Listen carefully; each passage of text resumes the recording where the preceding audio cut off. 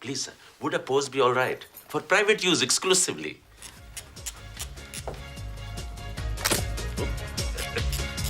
Ready? Smile. Smile. When it was first released more than 10 years ago, My Son the Fanatic did not attract much attention. Maybe it was that this story of a young British Muslim drawn into a world of fundamentalism and radicalism was just a little bit too strange, too exotic. Well, a lot has changed since then, and this movie is certainly topical, prophetic, and urgent. Everything is mingling already together, this thing and the other. Some of us are wanting something more besides muddle. What? Belief, purity. It's a story of Pervez, played by Om Puri, a great Indian actor in a marvelous performance. He's a cab driver, a Pakistani immigrant, trying to make a living and raise a family in an industrial northern British city. Here we'll be having my son's getting engaged party. He's marrying Madeline Fingerhut, the top policeman's daughter. He impressed her no end. Pervez watches helplessly as his son Farid changes from a guitar-playing university student with a white fiancée to a religious extremist. A transformation that's no doubt much scarier now than it was then. Isn't it written that you will respect your father? This is particularly difficult for Pervez, who has embraced many of the secular opportunities and pleasures of the West without quite giving up on some of his traditional beliefs, including, above all, the belief in his own paternal authority.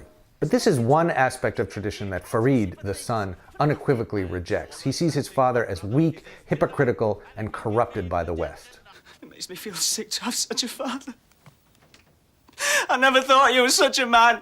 Now, it is true that Pervez has been carrying on with a local prostitute, wonderfully played by Rachel Griffiths.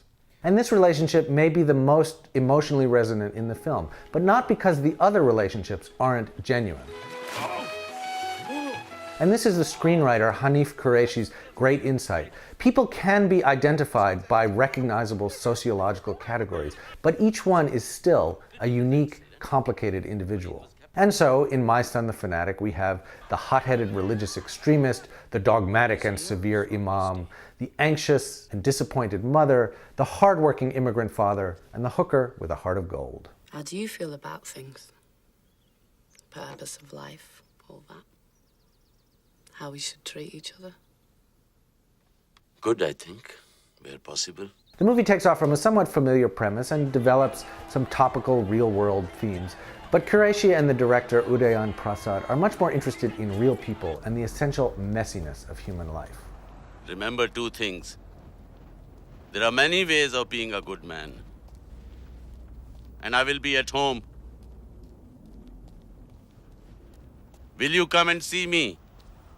Now, My Son the Fanatic seems to foretell a lot of very terrible global things that happened after it was made. But it's a movie ultimately about how nothing that people do is predictable.